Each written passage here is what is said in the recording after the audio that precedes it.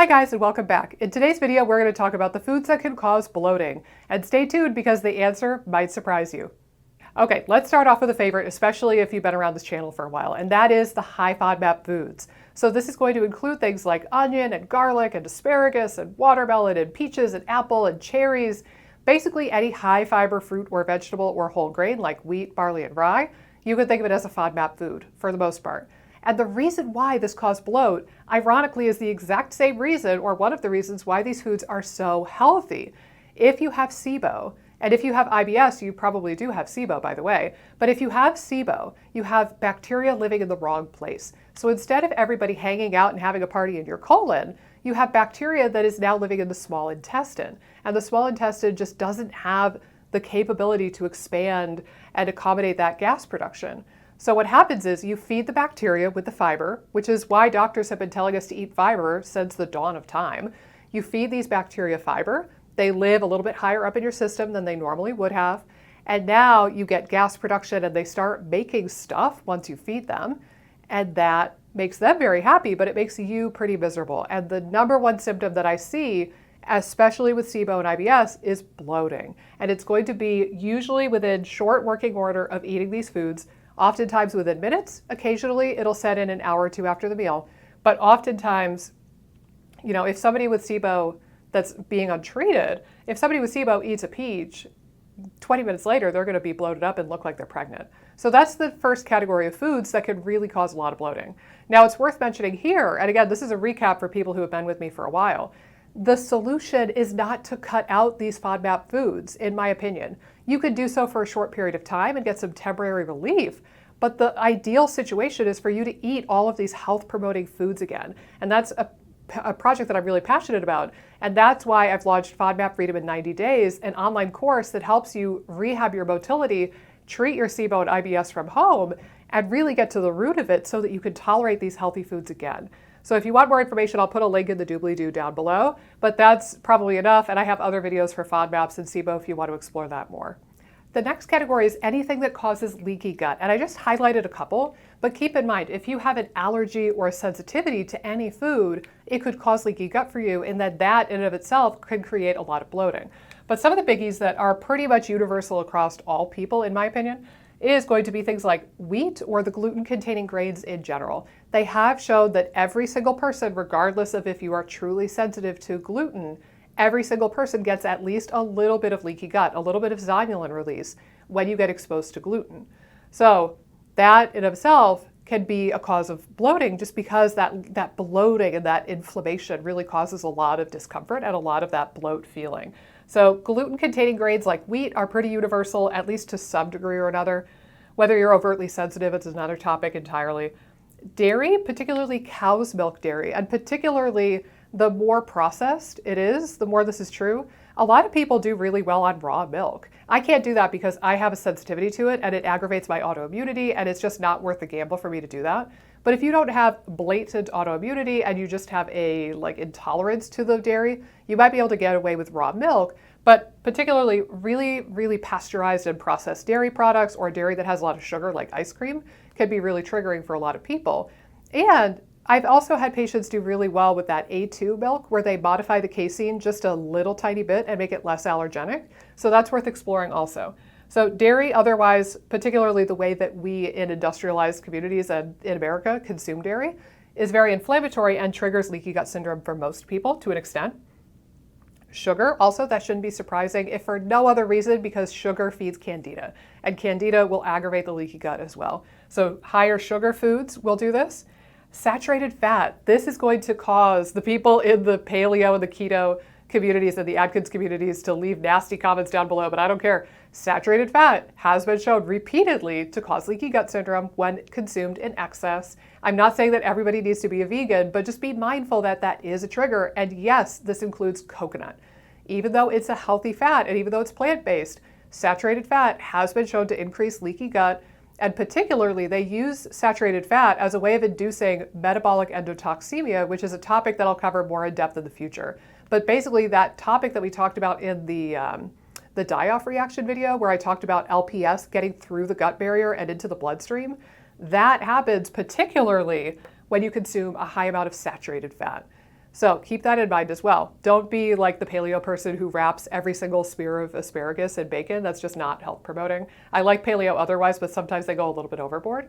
And then finally, another one that's very universal across all people is alcohol. Now, alcohol is a funny nutrient, if you want to call it that, because it does have a sweet spot. It causes inflammation, which is why it causes leaky gut.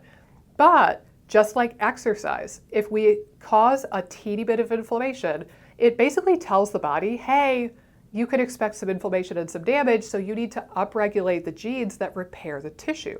So if you have a tiny bit of alcohol, unless you're blatantly histamine intolerant, that's another topic. But if you have a teeny bit of alcohol, like 1 drink per week, that seems to be kind of the sweet spot where you're upregulating those repair genes just enough, but you're not bombarding your gut and you're not getting a leaky gut repeatedly. But if you have alcohol in excess, more than 1 drink at a time, or more than 1 per week for women and 2 per week for men, then you'd get this tipping point where you're creating more inflammation and creating more leaky gut that is really worth your trouble, and then your body can't keep up with that repair. And that will flame out your gut quite a lot. Now, like I said, if you have food sensitivities or autoimmunity, that can also cause leaky gut and therefore can cause bloating. So for me, I have autoimmunity, I have celiac disease, and I have another type of autoimmunity against my pancreas that I'm keeping a very close eye on because I really want my pancreas to keep around. But for me, I know I can't have gluten-containing grains because celiac. I know I can't do dairy, and I think that that is my longest standing issue actually, and that's another topic for another day. But also sesame. Sesame is not on this list. Sesame is a perfectly health-promoting food for normal human beings, but for some reason, my body gets PO'd when I have sesame. And I have done enough sleuthing and enough trial and error to figure out that I just don't tolerate it very well. And full disclosure, I found this out on a Cyrex test years and years ago. But for me, sesame will cause leaky gut that is on par with if I got exposed to gluten. And I am a celiac and I'm saying that. Let me repeat. Another trigger food that's totally random, unique to my body, triggers inflammation and leaky gut to a point where it causes bloating that is just as severe as the gluten-containing grains, and I am a celiac. So keep that in mind too. If you have a really bad food sensitivity, it could be to a totally random food, and that's where something like the Cyrex food sensitivity panels can be really, truly life-changing. I oftentimes don't recommend them at the beginning of care with my patients because there's a lot of ways that you can get false negatives and positives, and it is quite an investment to do that type of testing on you.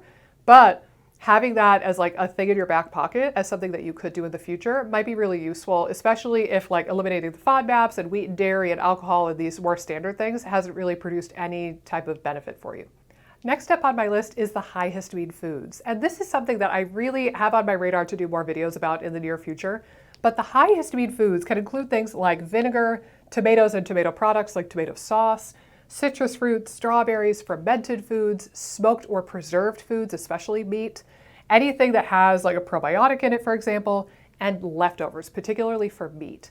And this comes into play particularly if you are a more phlegmy, mucousy, drippy nose, allergy, sinusitis kind of person. If you have a more allergic presentation to your symptoms and you know that that's a big deal for you, then I would start to wonder about things like histamine.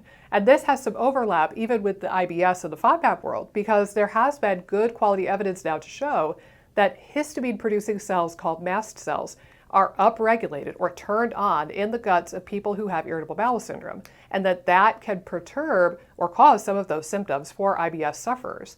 So there is an immune component to this. There's overlap. I see a lot of people who have histamine intolerance who actually have SIBO, and then treating both at the same time really works well for them. But just knowing that if you have a wacky reaction or if you get really bloated after you have like tomato sauce or vinegar on a salad, or you have some jerky or something that's preserved or something that's fermented, it could be that you have a histamine intolerance issue and that your mast cells in your gut are already producing a ton of histamine for you and you're not able to keep up with that excess histamine from your food. In which case there are particular things like trying to quiet down that part of the immune system, special digestive enzymes, healing the leaky gut. That could go a long, long way in aiding this process. And again, I'll do more videos on this in the future because I work a lot with histamine intolerant folk, in part because it overlaps a lot with IBS and SIBO, but I do intend to have more videos on that in the future. And finally, we talk about the last one that I could fit on this board that has overlap with the FODMAP world. It's the D in FODMAP, but I wanted to cover it anyway, and that is lactose intolerance. You can have a FODMAP reaction purely because you have SIBO, and then you correct the SIBO and you treat the dysbiosis and the motility, and then you're able to incorporate the onions and the garlic and the peaches and all of those foods back in your diet. But if you are blatantly lactose intolerant for genetic reasons, then no amount of treating the SIBO, in my opinion and in my experience, is going to win those foods back into your diet. But high lactose foods are notorious for causing bloating and gas and abdominal distension and all of the stuff that we've talked about today. And I will say it's very common, more common than people realize. So for Caucasian people like me, the incidence in our population is about 30%. So if you have 10 white friends, 3 of them are guaranteed to be lactose intolerant. Well, nearly guaranteed to be lactose intolerant statistically.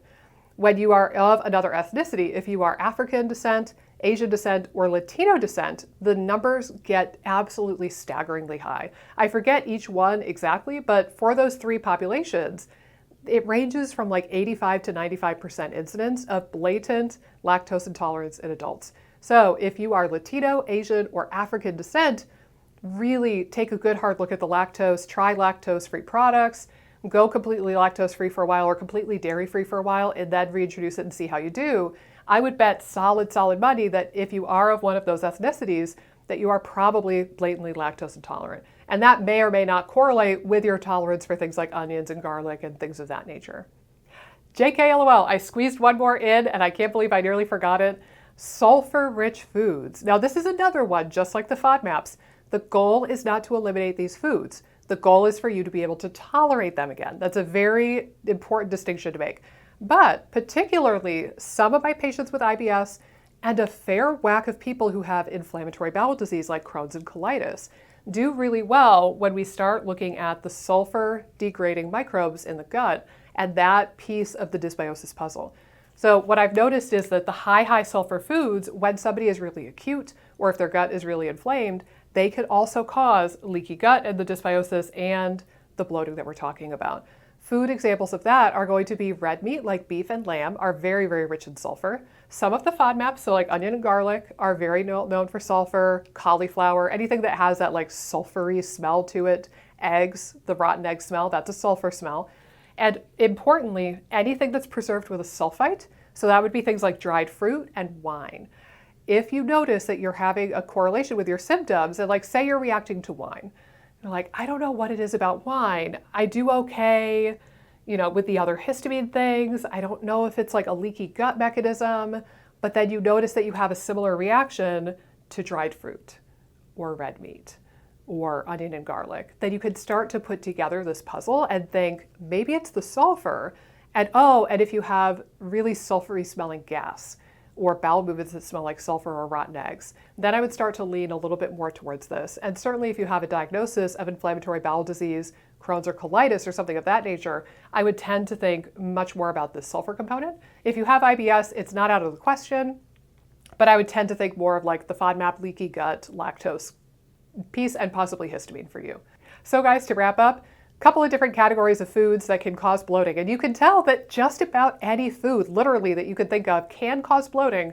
So really, there's no perfect template for this. It's really about what you and your body tolerate and do not tolerate. And then how do you get those foods back in your diet if it's appropriate and if it's possible.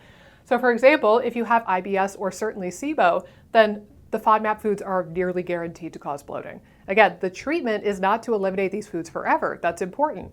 The treatment is to make sure that you tolerate those foods again and one by one work them back into your diet as you treat the IBS, the SIBO, the dysbiosis, all this stuff that we've talked about. But FODMAP foods, certainly, and I will provide a link down below. I have links for a high FODMAP food list and a low FODMAP food list. I'll put those links in the doobly-doo so that you can download those if you would like to get access to that. And it really breaks it down very nicely for you so you can see which foods are FODMAP containing foods. Next up, particularly if you have any sort of autoimmunity or really inflammatory process going on, like an inflammatory squirrely arthritis or migraines, I would start to really look at things like leaky gut, alcohol, saturated fat, sugar, wheat, dairy, the gluten-containing grains more broadly. And if you have any known food sensitivities, then that could be in the running too. But leaky gut triggers will cause bloating, and that is very common in people who have autoimmunity, as kind of a way to triage yourself. if you have a phlegmy, mucousy, histamine-driven presentation, if you have terrible seasonal allergies, if you get sinus infections at the drop of a hat, if you were like the chronic ear infection kid, if you have asthma or eczema or any sort of allergic disease in your family or in yourself, then I would start to think a lot about this histamine stuff. This does have overlap with IBS and SIBO, but particularly if you are a phlegm and mucus factory, and I say that with love, and as a phlegm factory myself, then I would start to think a little bit more about histamine and trying to piece that together. If you are African, Asian, or Latino descent, particularly, but white people, this is not out of the question for us either, I would really, really consider evaluating lactose intolerance. You could do a lab test for this. There is a test for it. Or you could just try to go dairy-free for a while, see how you do, and then reintroduce it, like go hog wild and eat some ice cream one day, and see how you do with it. If you're lactose intolerant, you will be able to tell very quickly that you're lactose intolerant. And that's a really easy one for you to figure out completely on your own, particularly if you are at a high-risk ethnicity, where you know that that is very, very common amongst people of your ethnicity. And then finally, the sulfur does have overlap with IBS and SIBO, but really I more so think about this when I think about inflammatory bowel disease. People with Crohn's and colitis very oftentimes have difficulty with sulfur in the acute short term. And again, the goal is not to eliminate these foods forever. You need sulfur to make a very important antioxidant. But if we can maybe reduce for a short period of time, like if you're in a flare-up, for example, and then get you to a place where those microbes are less active and they're not going to be gobbling up the sulfur as much, balance out the microbiome so it's less of a problem, then you should be able to eat these sulfur-containing foods reasonably frequently. I don't want to say with abandon. I usually tell my FODMAP people that I want you to eat onion and garlic and FODMAPs with abandon. I don't know if dried fruit and sulfite-containing wine is health-promoting in and of itself, but I would like my IBD people to get to a place where they can tolerate it again. But as you can tell, there's a whole lot of reasons why you could have bloating. I hope that this video helps you, and I look forward to seeing you in the next video.